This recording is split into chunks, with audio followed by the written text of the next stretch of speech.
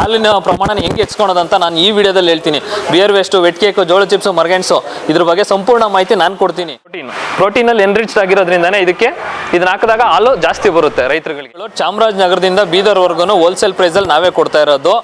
ನಮಸ್ಕಾರ. ಹೈನುಗಾರಿಕೆ ಮಾಡೋರು ಪ್ರತಿಯೊಬ್ಬರು ಈ ವಿಡಿಯೋ ನೋಡಲೇಬೇಕು.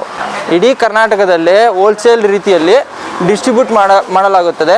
ನಮ್ಮ ಹತ್ರ ಚಿತ್ರದುರ್ಗ, ದಾವಣಗೆರೆ, ಬಿಜಾಪುರ, ಬಾಗಲಕೋಟೆ ಮತ್ತು ಈ ಕಡೆ ಸಾಗರ, ತೀರ್ಥಹಳ್ಳಿ ಮತ್ತು ಈ ಕಡೆ ಕೋಲಾರ, ಮಾಲೂರು, ಮುಳಬಾಗ್ಲು ಮತ್ತು ಎಲ್ಲ ಕಡೆ ಡಿಸ್ಟ್ರಿಬ್ಯೂಟ್ ಮಾಡಿಕೊಡ್ತೀವಿ. ಎಷ್ಟೋ ಜನಕ್ಕೆ ವೆಟ್ ಕೇಕ್ ಅನ್ನೋದು ಏನು ಗೊತ್ತಿರಲ್ಲ. ಇವಾಗ ತಿಳಿಸ್ಕೊಡ್ತೀವಿ ಕ್ಲೀನಾಗಿ ಏನು ಅಂತೇಳಿ. ಬನ್ನಿ ಹೋಗ್ತೀನಿ. ವೆಟ್ ಕೇಕ್ ಅಂದರೆ ಏನು, ಅದು ಯಾವ ರೀತಿ ಬರುತ್ತೆ, ಯಾವ ರೀತಿ ಇರುತ್ತೆ ಅಂತ. ಸುಮ್ಮನೆ ದಿನ ಬೆಳಗ್ಗೆ ಆದರೆ ಒಂದು 4-5 ವಿಡಿಯೋ ನೋಡ್ತಾನೆ ಇರ್ತೀವಿ. ವೆಟ್ ಕೇಕು ನಾವು ಡೀಲರು, ನೀವು ಡೀಲರು ಅಂತ ತೋರಿಸ್ತಾನೆ ಇರ್ತಾರೆ. ಎಲ್ಲ 10 ಬ್ಯಾಗ್ 20 ಬ್ಯಾಗ್ ಇಟ್ಕೊಂಡಿರೋರು ಡೀಲರ್ ಅಂತ ತೋರಿಸ್ತಾರೆ.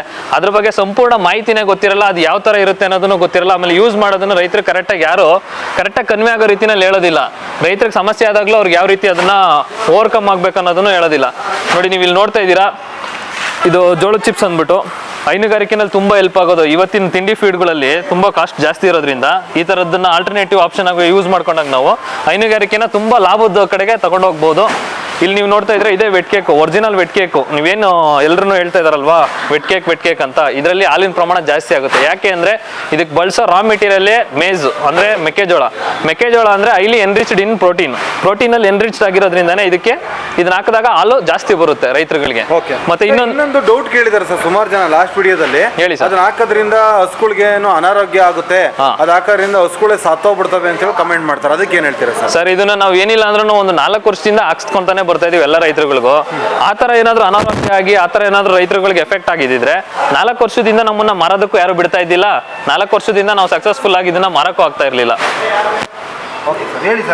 ಸರ್, ಇನ್ನೊಂದೇನಂದ್ರೆ ಇದ್ರದ್ದು ಬೇಸಿಕಲಿ ನಾವು ಹೇಳ್ಬಿಡ್ತೀವಿ, ಇದನ್ನ ಆಕ್ಚುಲಿ ನಾವು ಮಾರಾಟಕ್ಕೆ ಅಂತ ತಂದಿದ್ದಲ್ಲ, ನಾವು ನಮ್ಮ ಹಸುಗಳಿಗೆ ಹಾಕೋದಕ್ಕೆ ಅಂತ ಹುಡ್ಕೊಂಡು ಹೋಗಿ ಇವಾಗ ಫೀಡಿಂಗ್ ಕಾಸ್ಟ್ ಏನಿದೆಯೋ ಅದನ್ನ ಕಂಟ್ರೋಲ್ ಮಾಡಬೇಕು. ಫೀಡಿಂಗ್ ಕಾಸ್ಟ್ ಜಾಸ್ತಿ ಬರ್ತಾ ಇತ್ತು ನಮ್ದು. ಅದನ್ನ ಕಂಟ್ರೋಲ್ ಮಾಡೋದಕ್ಕೆ ಬೇರೆ ಆಲ್ಟರ್ನೇಟ್ ಆಪ್ಷನ್ ಏನಿದೆ ಅನ್ನೋದನ್ನ ಹುಡ್ಕೊಂಡು ಹೋದಾಗ ನಮ್ಗೆ ಸಿಕ್ಕಿದ್ದು ಈ ಬಾರ್ಲಿ ಅಂದ್ಬಿಟ್ಟು. ಇದು ನೀವು ನೋಡ್ತಾ ಇದೀರಲ್ವಾ, ಇದು ಬಿಯರ್ ವೇಸ್ಟ್. ಇದು ಬಾರ್ಲಿ ಎಕ್ಸ್ಟ್ರಾಕ್ಷನ್ ಇಂದ ಬರುವಂತ ಬಿಯರ್ ವೇಸ್ಟ್. ಇದರಲ್ಲೇ ಬಿಯರ್, ನಾವು ಏನು ಲಿಕ್ಕರ್ ಬಿಯರ್ ಇದೆಯಲ್ವಾ, ಅದು ರೆಡಿ ಆಗೋದು. ಇದ್ರ ಏನ್ ಮಾಡ್ತಾರೆ ಅಂದ್ರೆ ಇದನ್ನ ದೊಡ್ಡ ಬಾಯ್ಲರ್ಗಳಲ್ಲಿ ಹಾಕಿ ಬೇಯಿಸ್ತಾರೆ. ನಾವು ಮನೆಯಲ್ಲಿ ಅನ್ನ ಬೇಯಿಸ್ತೀವಲ್ವಾ, ಗಂಜಿ ತೆಗಿತೀವಲ್ವಾ, ಸೇಮ್ ಅದೇನು ಪ್ರೊಸೀಜರ್ ನಡೆಯುತ್ತೋ ಅದೇ ತರ ನಡೆಯುತ್ತೆ. ಅದನ್ನ ನಡೆದಾದ್ಮೇಲೆ ಈ ತರ ವೇಸ್ಟೇಜ್ ಏನ್ ಬರುತ್ತೋ ಇದನ್ನ ಹೊರಗಡೆ ಕೊಡ್ತಾರೆ. ಮುಂಚೆ ಇದನ್ನ ಯೂಸ್ ಮಾಡ್ತಾ ಇದ್ದಿಲ್ಲ ಜನಗಳು, ಇದ್ರ ಬಗ್ಗೆ ನಾಲೆಡ್ಜ್ ಇರಲಿಲ್ಲ. ಇದನ್ನ ಯಾರೋ ಒಬ್ರು ಪುಣ್ಯಾತ್ಮರು ತಗೊಂಡೋಗಿ ಹಸುಗಳಿಗೆ ಹಾಕಿ ಅವ್ರ ಹಸುಗಳು ಚೆನ್ನಾಗಿದೆ ಅಂತ ತಿಳ್ಕೊಂಡಾಗ ಅದನ್ನ 4 ಜನಕ್ಕೆ ಪ್ರಚಾರ ಮಾಡ್ತಾ ಬಂದ್ರು. ಇದೆಲ್ಲ ಅದಾದ್ಮೇಲೆ ಪ್ರತಿಯೊಬ್ರು ಈಗ ಒಬ್ಬೊಬ್ಬರೇ ಆಗ್ತಾ ಬಂದಾಗ ಇವಾಗ ಪ್ರಚಾರ ಆಗಿದೆ. ಸರ್, ವಿಡಿಯೋ ನೋಡೋಂತರು ಡಿಸ್ಟ್ರಿಬ್ಯೂಟ್ ಮೂಲಕ ಮಾತ್ರ ತಗೋಬೇಕಾ ಅಥವಾ ನೇರವಾಗಿ ನಿಮ್ಮ ಹತ್ರನೇ ಖರೀದಿ ಮಾಡಿ? ಸರ್, ನಾನು ಹೇಳೋದೇನಂದ್ರೆ ನಿಮ್ಗೆ 10 ಪೈಸೆ ಎಲ್ಲಿ ಕಡಿಮೆ ಆಗುತ್ತೋ ಅಲ್ಲಿ ತಗೊಳ್ಳಿ ಅಂತ. ಈಗ ನೀವು ಇದನ್ನೆಲ್ಲ ಆಗ್ತಾ ಇರೋದೇ ಕಡಿಮೆ ರೇಟ್ ಆಗಲಿ, ನಿಮ್ಮ ಫೀಡಿಂಗ್ ಕಾಸ್ಟ್ ಕಡಿಮೆ ಆಗಲಿ ಅಂತ ನೀವು ಆಗ್ತಾ ಇರೋದು. ಇನ್ನೊಬ್ರ ಹತ್ರ ಮತ್ತೆ ಡಿಸ್ಟ್ರಿಬ್ಯೂಟರ್ ಇಂದ ತಗೊಂಡೋಗಿ ಇನ್ನೊಬ್ರು ಮಾರೋರ ಹತ್ರ ಹೋದಾಗ ಮತ್ತೆ ನಿಮ್ಗೆ ಜಾಸ್ತಿ ಆಗುತ್ತೆ ರೇಟು. ಪಾಸಿಟಿವಿಟಿ ಇದೆ ಅಂತ ಹೇಳಿದ ತಕ್ಷಣ ಅದ್ರಲ್ಲಿ ನೆಗೆಟಿವಿಟಿ ಇದ್ದೇ ಇರುತ್ತೆ. ಇವಾಗ ಏನಂದ್ರೆ ಅದು ಹಸುಗಳಿಗೆ ಹಾಲು ಏನಕ್ಕೆ ಜಾಸ್ತಿ ಆಗ್ತಿದೆ ಅಂದ್ರೆ ಇವತ್ತಿನ ಪ್ರಮಾಣದಲ್ಲಿ ರೈತರುಗಳು ನಾವು ಕೊಡ್ತಾ ಇರುವಂತ ತಿಂಡಿ ಆ ಹಸುವಿನ ಸಮತೋಲನತೆ ಕಾಪಾಡ್ತಾ ಇಲ್ಲ. ಅದು ಎಷ್ಟು ಜೀರ್ಣ ಶಕ್ತಿ ಇದೆಯೋ ಅಷ್ಟು ತಿಂಡಿ ನಾವು ಕೊಡೋಕ್ಕಾಗ್ತಾ ಇಲ್ಲ. ಮೇನ್ ರೀಸನ್ ಏನಂದ್ರೆ ಅದಕ್ಕೆ ಫೀಡಿಂಗ್ ಕಾಸ್ಟು. ಇವಾಗ ಡೈರಿ ಫೀಡ್ಸ್ ಆಗಲಿ, ಚಕ್ಕೆ ಬೂಸ, ರವೆ ಬೂಸ, ಹಿಂಡಿ ಇವೆಲ್ಲ ರೇಟ್ ಜಾಸ್ತಿ ಆಗಿರೋದ್ರಿಂದ ನಮಗೆ ಅದನ್ನ ಅಫೋರ್ಡ್ ಮಾಡೋಕ್ಕಾಗ್ತಾ ಇಲ್ಲ. ಹಂಗಾಗಿ ಏನಾಗ್ತಿದೆ ಅಂದರೆ ನಾವೇ 5 kg ಹಾಕೋ ತಿಂಡಿನ 3 kg ಹಾಕ್ತೀವಿ.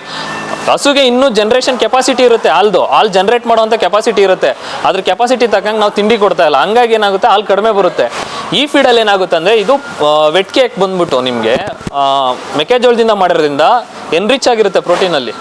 ಮೆಕ್ಕೆಜೋಳದ ಕಂಟೆಂಟಲ್ಲಿ ಪ್ರೋಟೀನ್ ತುಂಬ ಇರುತ್ತಲ್ವಾ, ಹಂಗಾಗಿ ಹಸುಗಳು ತಾನಾಗೆ ಹಾಲು ಜಾಸ್ತಿ ಕೊಡ್ತವೆ. ಆಗಲಿ ಹಳ್ಳಿಗಳಲ್ಲಾಗಲಿ ಸಿಟಿಗಳಲ್ಲಾಗಲಿ ಹೈನುಗಾರಿಕೆ ಎಲ್ಲಿ ಮಾಡ್ತಾ ಇದ್ದಾರೋ ಇದನ್ನು ನಮ್ಮ ಹತ್ರ ಬಂದರೆ ನಾವು ಇದ್ರ ಬಗ್ಗೆ ಕಂಪ್ಲೀಟ್ ಮಾಹಿತಿ ಕೊಡ್ತೀವಿ ಅವ್ರಿಗೆ. ಮತ್ತು ಮಾರ್ಕೆಟಿಂಗು ಅಷ್ಟೇ, ಮಾರ್ಕೆಟಿಂಗಲ್ಲೂ ನಾವು ಹೆಲ್ಪ್ ಮಾಡ್ತೀವಿ, ಟ್ರಾನ್ಸ್ಪೋರ್ಟೇಷನಲ್ಲೂ ಹೆಲ್ಪ್ ಮಾಡ್ತೀವಿ. ಮತ್ತು ಕೆಲವರು ನಮ್ಮ ಯುವ ರೈತರುಗಳಿರ್ತಾರೆ, ಈಗ ನಮ್ಮ ಹಳೆಯ ರೈತರುಗಳಿಗಿಂತ ಯುವ ರೈತರುಗಳಿಗೆ ಇವೆಲ್ಲ ಅವರು ಎಕ್ಸ್ಪೆರಿಮೆಂಟ್ ಮಾಡ್ತಾರೆ, ಹುಡುಕ್ತಾ ಇರ್ತಾರೆ ಎಲ್ಲಿ ಸಿಗುತ್ತೆ ಏನು ಎತ್ತ ಅಂತ. ಅಂಥವ್ರು ನಮ್ಮ ಹತ್ರ ಬಂದರೆ ಅವ್ರಿಗೆ ಕರೆಕ್ಟಾದ ಮಾಹಿತಿ ಕೊಡ್ತೀವಿ. ಅವ್ರಿಗೆ ನಾವು ನಾಲೆಡ್ಜ್ನ ಕೊಟ್ಟಾಗ ಅವರು 4 ಜನರ ಹತ್ರ ಇದೇ ನಾಲೆಡ್ಜ್ನ ಹಂಚ್ಕೋಬೋದು. ಅವಾಗ ಎಲ್ಲರೂ ಎಜುಕೇಟ್ ಆಗ್ತಾರೆ ಜನಗಳು. ಅವಾಗ ಕ್ಲೀನಾಗಿ ಜನಗಳಿಗೆ ಯೂಸ್ ಮಾಡೋದು ಪ್ರೊಸೀಜರ್ ಗೊತ್ತಾಗುತ್ತೆ. ಈಗ ನಾವೇನು ಹೇಳ್ತಿದ್ದೀವಿ ಅಂದರೆ ನೀವು ಇವಾಗ ಆಲ್ರೆಡಿ ಆಗ್ತಾ ಇರೋ ಫೀಡ್ಗಳನ್ನೆಲ್ಲ ಬಿಟ್ಬಿಟ್ಟು ನಮ್ದು ಯೂಸ್ ಮಾಡಿ ಅಂತ ನಾವು ಹೇಳ್ತಾ ಇಲ್ಲ.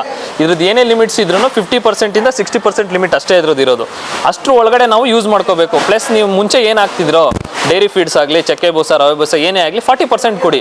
ಇನ್ನು 50 to 60% ನಮ್ಮದು ವೆಟ್ ಕೇಕ್ ಆಗಲಿ, wastage product, wet cake, beer waste, ಜೋಳದ ಚಿಪ್ಸು, ಮರ್ಗೆಣ್ಸು ಇದನ್ನೆಲ್ಲ ಕೊಟ್ಕೊಂಡು ನಿಮ್ಮ ಫೀಡಿಂಗ್ ಕಾಸ್ಟ್ನ ಕಡಿಮೆ ಮಾಡ್ಕೊಳ್ಳಿ. ಫೀಡಿಂಗ್ ಕಾಸ್ಟ್ 30% ಕಡಿಮೆ ಆಯ್ತು ಅಂದ್ರೆ ಅದು ನಿಮಗೆ ಸೇವಿಂಗ್ಸು ಅಂತ ನಾವು ರೈತರಿಗೆ ಹೇಳ್ತಾ ಇರೋದು. ಬರೀ ನಮ್ಮದು ನೆಲಮಂಗಲ ಕುಣಿಗಲ್ ಮಧ್ಯದಲ್ಲಿ ಮರೂರು ಹ್ಯಾಂಡ್ ಪೋಸ್ಟ್ ಅಂತ ಇದೆ, ಅಲ್ಲಿಗೆ ಬರಬೇಕು. ಮರೂರು ಹ್ಯಾಂಡ್ ಪೋಸ್ಟಲ್ಲೇ ನಮ್ಮದು ಗೋಡನ್ ಇರೋದು.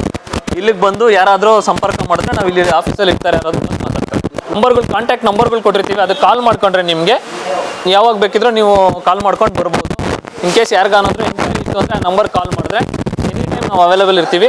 ನಾವು ಅವ್ರಿಗೆ ಯಾವ ಥರ ಬೇಕಿದ್ರೂ ನಾಲೆಜ್ ಕೊಡೋದಕ್ಕೆ ನಾವು ರೆಡಿ ಇದ್ದೀವಿ.